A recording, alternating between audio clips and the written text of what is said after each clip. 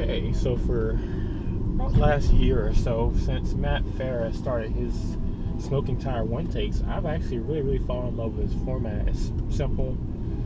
It just talks about the raw driving dynamics of the car. Well, those of you who know me know that I've had a Honda S2000, a little two-seater convertible for about almost 3 years. And then, as life changes, I decided to ditch it for a newer car, hence this video. I'm about to get married in December, so I said, well, having a two-seater is cool when you're a bachelor, maybe even cool when you're dating, but when practicality comes into it, you're about to have a family, have kids, carry stuff. The Honda S2000, albeit for a two-seater sports car, is very practical. It isn't practical when you start adding other things into the mix. Like, we had a dog, so if she and I wanted to go somewhere and the dog wanted to go too, she would hold the dog, or dog going in the trunk, and the dog wasn't going in the trunk. So it just became quite awkward, to say the least. Now, people out here really can't drive that BMW. Almost cut me off. What was I saying? Anyways, so yeah, decided to ditch the Honda, and in ditching it, I was like, okay, criteria for a car. It had to be something that was practical, obviously. Something that was kind of fun, and something that, put a smile on my face every day, because the Honda did that. And I said, well, I'll probably never find anything close to it. So I remember a few years back, one of my friends had a 335. It was a 6-speed though, and I drove that, and I was just blown away about how much fun it was to drive. But I also knew the horror story about how terrible it was to maintain. I got this car in December. Today is April 18th. And I love it. I had one major problem out of it, but it was a common fix for these cars. The N54 twin turbo straight six in this car has a couple of weak points. The fuel pumps, they have issues. The water pumps have issues, and it was one other issue: the turbochargers. I know main components, right? But I was driving down the interstate one day, and as I was driving down the interstate, I had one of my friends follow me, because we went to a different city to go buy a car for him. So I said, I'm not going to take my Maxima. I'm going to take the BMW, the more reliable car, that quotation marks. So drove all the way up to the place, picked up his car. It was a S14 with a turbo. I can't remember the actual engine specs. I'm terrible about some engine specs. Some things I know, some things I don't. It just depends. It's a KA with turbo, around 15 pounds of boost. There it is. So got there, drove the car around, had fun. On the way back, we were just cruising down the interstate, about 80 miles an hour, no big deal. And I got in front of him. I'm on the phone with him, and I saw him turn his wipers on. I'm thinking, why did he turn his wipers on? Whatever. About that same time, I heard that annoying ding, and I was like, oh boy. And to me, I thought it was a speed limiter, because I have a speed limiter set in this car, about 88 miles an hour. Ding, saying, hey, just in case you didn't know you were speeding. Well, I was speeding, and the limiter had already gone off at that point. So I was thinking, it couldn't be a seatbelt. It's not cold outside. I looked down. I saw a little a mast of the engine with a float. I'm thinking coolant, and it was yellow. I'm like, why would the coolant warming go off? It shouldn't be low. I didn't crack a reservoir or anything. About that same time, I heard it ding again. It turned red. The car went in limp mode. I'm just like, oh boy. So I pulled over to the side of the road, let the car cool, opened the hood, checked the reservoir, and sure enough, it was low. I'm like, okay. Well, let me see if I can nurse it to a gas station. Turn the car back on. Literally didn't make it an eighth of a mile before it shut itself back down again. So I called, got it towed. One of my friends, he is a mechanic here at BMW Columbia, so I called him, and he cut me off and said, I'd be willing to bet you it's the water pump. I'm like, really? He's like, yeah. They're electric water pumps. Why BMW? But whatever. So, pay your deductible, got it fixed. Since then, no issues.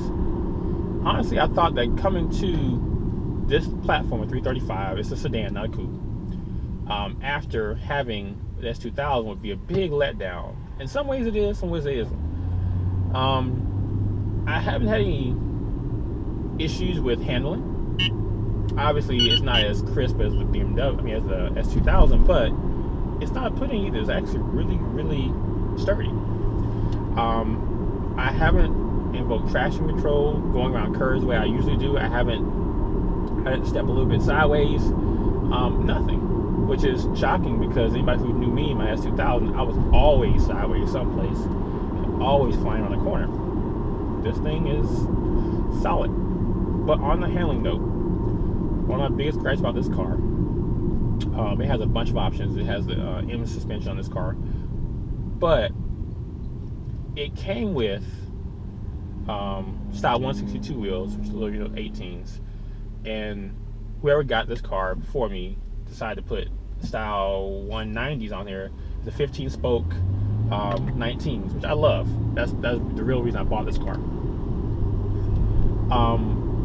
But it came with Bridgestone Potenza's run flats tires.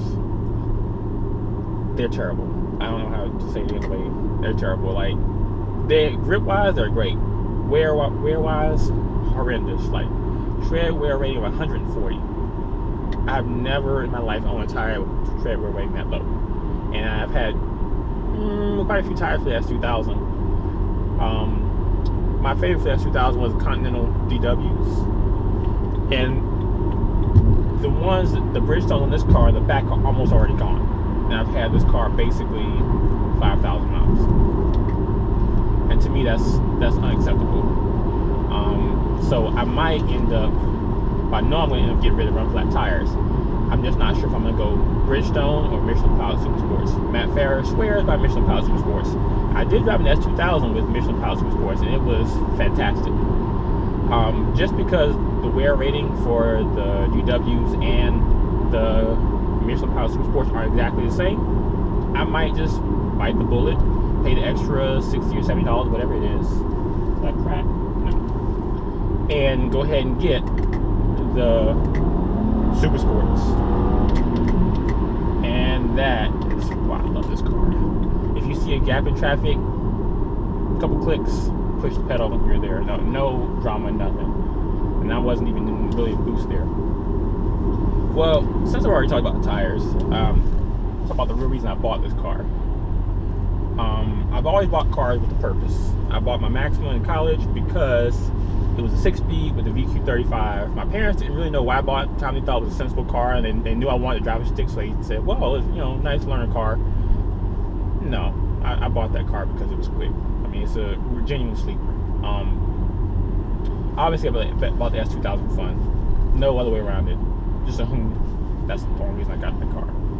This car, however, I got it solely because it's fast. I don't know how else to put it. 300 horsepower, 300 foot-pounds of torque. Doesn't matter what gear you're in. Doesn't matter where the throttle is. You just lean into it, the turbo spool like that, and then you're gone. I got it with an automatic instead of 6-speed because I wanted to be able to drive it every day, and my fiance drive every day too. Something we both could drive. Not necessarily put car seats in the back, but just have a Sunday car that was more suitable and more practical than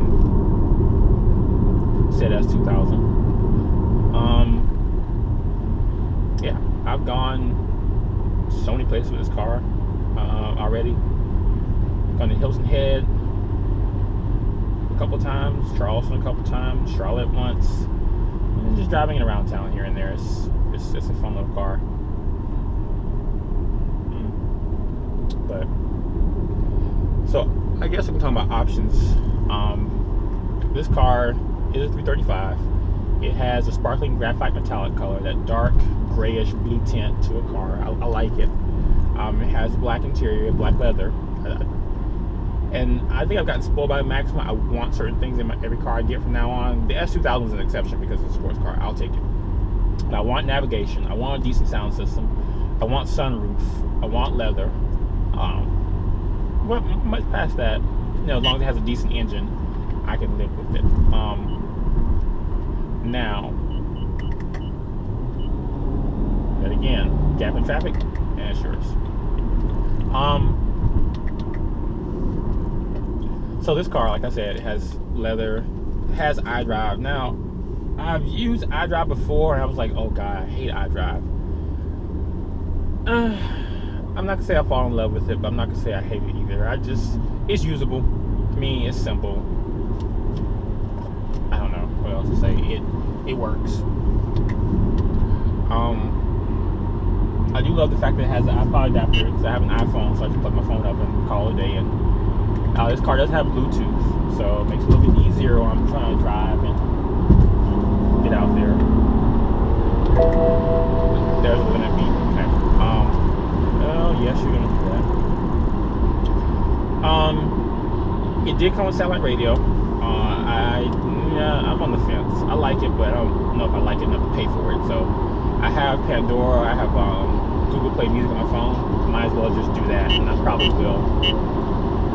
One of the best investments you'll ever make, guarantee one for highway trips. This car does have comfort access, where you keep the key in your pocket. So like right now, there's no key in the slot. This is my pocket, which, love it or hate it, it works. It works. I don't know what else to say. The two keys, you can program different functions into it, like different settings, seat settings, mirror settings, radio settings, all that stuff. So no more of that switching back and forth between, let me switch all my settings back to what I want, and then she gets in and switch off. None of that. Just get in the car and drive. Makes life a whole lot easier.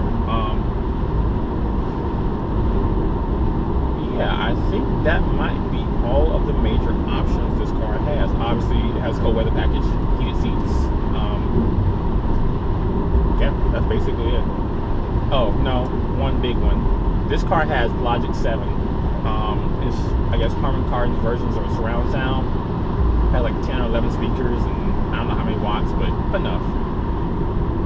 I love music. I've always loved great music, great sounding music, and I always said my cars had to have a decent sound system or be able to be upgradable. So the Maxima had a Bose sound system, which was good, but just lacked the lows. So I added a sub, and I'm happy now. S2000, terrible. I mean, horrendous. 2 speakers, didn't work. I had plans to upgrade. I already upgraded the head unit to a Bluetooth one, and I was gonna upgrade the speakers, but I stopped before I got this car. And this car has blown me away. I mean, it's not the best system I've ever heard, but for a factory system, it is absolutely amazing. Absolutely amazing. The subs are mounted under the seat, which it was new for me except for one vehicle I've ever driven. I drove a Nissan Titan that had one under the seat, and it was okay. But this has one under each seat, and it's amazing. It doesn't matter, it's clear all the way up to it allows you to turn it. Honestly, I chickened out before it started to distort. I have no complaints about it. A couple of gripes. I guess it's not just source specific. I thought it was just satellite radio, that it didn't sound as clear. It's like the bit rate was really low, which I know satellite radio is. Regular radio is kind of the same thing too, but if you have a CD in there, or you have an iPod that's hooked in digitally, not just the aux cord, but USB wise, it actually sounds really, really, really clear and crisp. So the processing is amazing. I don't know what to say. I really, really have fallen for this car. So much so that I actually might. Ooh, okay. I would consider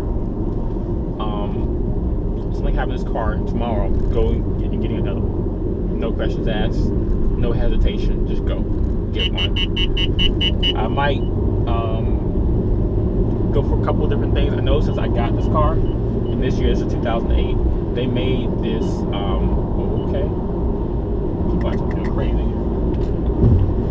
Let me just do it. No, I can't do it.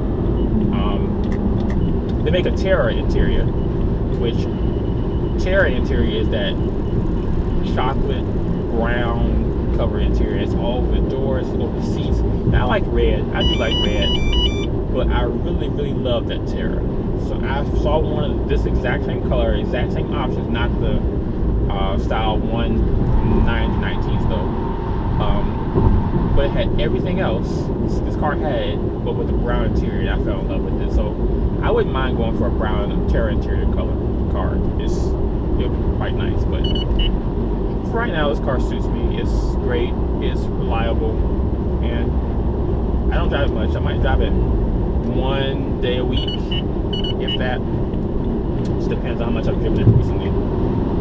But give me these numbers. 9, 10, 11. They just fly by.